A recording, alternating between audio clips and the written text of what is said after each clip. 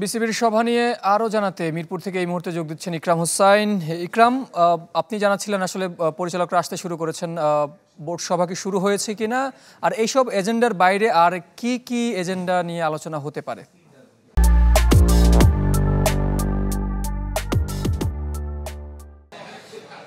সাগর এখনো শুরু হয়নি, কিছুক্ষণের মধ্যে শুরু হবে। যদিও বিসিবি বলছে যে এটা একটা রুটিন বোর্ড সভা, কিন্তু এটা যে বিশ্বকাপ পারফরমেন্স কেন্দ্রিক হতে যাচ্ছে এটা নিয়ে আসলে কোনো সন্দেহ নেই। বিসিবির কেউ কেউ ইতিমধ্যে বলেছেন যে সুপার 8-এ খেলে বাংলাদেশের লক্ষ্য পূরণ হয়েছে, কিন্তু যে পারফরমেন্স এটা সবাই জানে, বিসিবি কর্তারাও নিশ্চয়ই জানে এবং সমর্থকরাও জানে যে বাংলাদেশের লক্ষ্য আসলে পূরণ হয়নি। তো সেই ব্যাপারগুলো বিসিবি সবাই আলোচনা হবে, কতটুকু তার প্রভাব আমরা দেখতে পাবো সেটা নিয়ে অবশ্যই বরাবরের মতো সন্দেহ আছে। তবে বিশ্বকাপ নিয়ে যে আলোচনা হবে সেটা নিয়ে আসলে এই মুহূর্তে কোনো সন্দেহ নেই।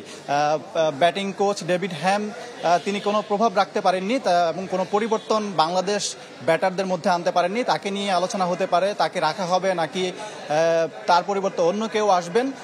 অন্যদিকে মোশতাক আহমেদ, তার মেয়াদ শেষ হয়েছে, মোশতাক আহমেদকে রেখে দিচ্ছে বিসিবি, তেমনটাই আসলে আমরা শুনতে পাচ্ছি। অন্যদিকে চান্ডিকা হাথুরুসিংহে, তার মেয়াদ চ্যাম্পিয়ন্স ট্রফি পর্যন্ত আছে। আমরা যতটুকু জানতে পেরেছি যে চান্ডিকা হাথুরুসিংহের ব্যাপারে আসলে কোনো সিদ্ধান্ত হবে না, যদিও তার প্রভাব কিংবা তার দলের পারফরমেন্স নিয়ে আলোচনা হতে পারে, কিন্তু চান্ডিকা হাথুরুসিংহে টিকে যাচ্ছেন তেমনটাই আমরা জানতে পারছি। এবং অন্যান্য কোচিং স্টাফ যারা আছেন যাদের মেয়াদ শেষ হয়েছে তাদের মেয়াদ আবার বাড়ানো হবে কিনা সেই ব্যাপারটা আসলে সিদ্ধান্ত হবে। এবং বিশ্বকাপ পারফরমেন্স তো অবশ্যই আছে, এবং একই সঙ্গে একটা বিষয় নিয়ে আলোচনা হচ্ছে গত কয়েকদিন থেকে, সেটি হচ্ছে তাসকিন আহমেদের ঘুমকাণ্ড। এবং এটার সত্যতাও কিন্তু মিলেছে যে তাসকিন আহমেদ ভারতের বিপক্ষে যে সেই ম্যাচটি মিস করেছিলেন, তিনি ঘুম থেকে নির্ধারিত সময় উঠতে পারেননি, টিম বাস মিস করেছিলেন।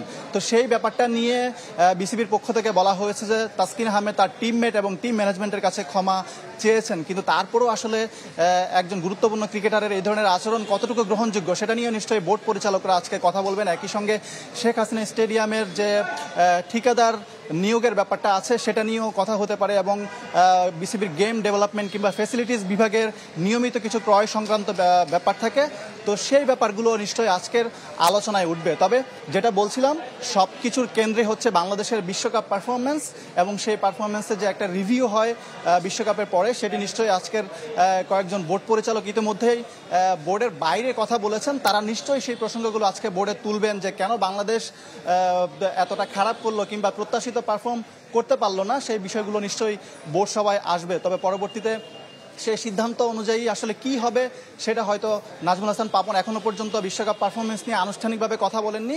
তিনি যদি বোর্ড সভা শেষে কথা বলেন এবং কি আসলে বেরিয়ে আসলো আজকের সভা থেকে সেটি আমরা বিস্তারিত জানতে পারবো। তো এখন পর্যন্ত বোর্ড সভা এখনো শুরু হয়নি, কিছুক্ষণের মধ্যে শুরু হবে। সাগর, এই ছিল আমার কাছে সবশেষ। ইকরাম, অনেকগুলো বিষয় আপনি জানালেন, কিন্তু আরেকটা বিষয় জানার ছিল, সেটা হচ্ছে সিনিয়র ক্রিকেটার সাকিব আল হাসান এবং মাহমুদুল্লাহ রিয়াদ এই বিশ্বকাপের পরে অনেকে ধারণা করছিলেন তারা অবসরে যাবেন, কিন্তু তারা এখন পর্যন্ত অবসরে ঘোষণা দেননি আনুষ্ঠানিকভাবে। সেক্ষেত্রে বোর্ডের পক্ষ থেকে কি কোনো আলোচনা হতে পারে কিনা যে দুই সিনিয়রকে ছাড়াই কি বাংলাদেশ এগুবে টি-20-তে, নাকি তাদেরকে নিয়েই এগুতে পারে? এই বিষয়টাকে আসার কোনো সম্ভাবনা দেখছেন কিনা?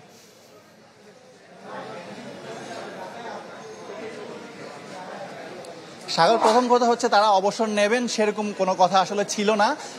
তারা হয়তো কিছু জায়গায় ইঙ্গিত দিয়েছিলেন, যে সাকিব আল হাসান যেমন ইঙ্গিত দিয়েছিলেন যে বিশ্বকাপের পরে তিনি অবসরে যেতে পারেন টি-20 ফরম্যাট থেকে, তবে তিনি নিশ্চিত করে বলেননি যে অবসরে যাবেন।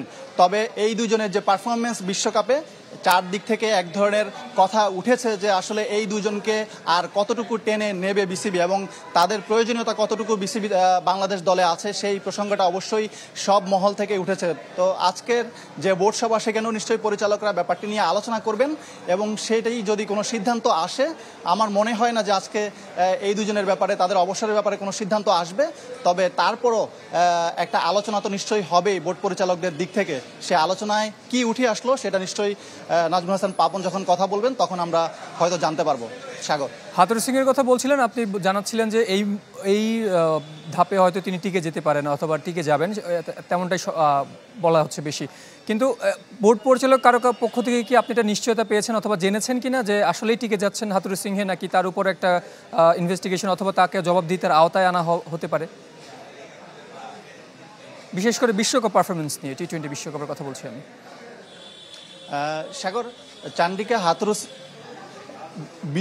বিশ্বকাপ পারফরমেন্সে চান্দ্রিকা হাথুরুসিংহে থাকার কারণে আসলে বাংলাদেশ দলের কোনো পারফরমেন্সে উন্নতি হয়েছে কিনা সেরকমটা আসলে আমরা দেখতে পাইনি। সুতরাং স্বাভাবিকভাবেই প্রশ্ন উঠতেই পারে যে চান্দ্রিকা হাথুরুসিংহে আসলে বাংলাদেশ দলে কতটুকু ভূমিকা রাখছেন, বাংলাদেশের উন্নতিতে কতটুকু ভূমিকা রাখছেন। সেটি বোর্ডের বাইরে দু একজন পরিচালক, বিশেষ করে খালেদ মাহমুদ সুজনের কথা যদি বলি, তিনি বরাবরই সোচ্চার এবং কোচের এগেনস্টে তিনি অনেকবার কথা বলেছেন এবং তিনি বলছেন যে হাথুরুসিংহের মতো কোচ কোনো ভূমিকা এই জায়গায় রাখতে পারছেন না। তো এরকম দু একজন পরিচালক যখন বোর্ড সভায় যদি তাদের হাথুরুসিংহের প্রসঙ্গটা তুলতে পারেন এবং সেখানে যদি আলোচনা হয়, তাহলে হয়তোবা আমরা হাথুরুসিংহের ব্যাপারে কোনো একটা সিদ্ধান্ত দেখতে পারি। তবে আপাতত যেটা মনে হচ্ছে যে বোর্ড হাথুরুসিংহের ব্যাপারে তাকে যে চ্যাম্পিয়ন্স ট্রফি পর্যন্ত রেখে দেওয়ার যে তার যে মেয়াদ, সে মেয়াদ শেষ করেই তিনি আসলে যাবেন। এখনো মেয়াদের আগে তাকে বিদায় করে দেওয়া হবে তেমন কোনো আভাস আসলে আমরা পাচ্ছি না। সাগর, অসংখ্য ধন্যবাদ। ইকরাম হোসেন যোগ দিয়েছিলেন মিরপুর থেকে, জানাচ্ছিলেন বিসিবির সভার পূর্বের অবস্থা।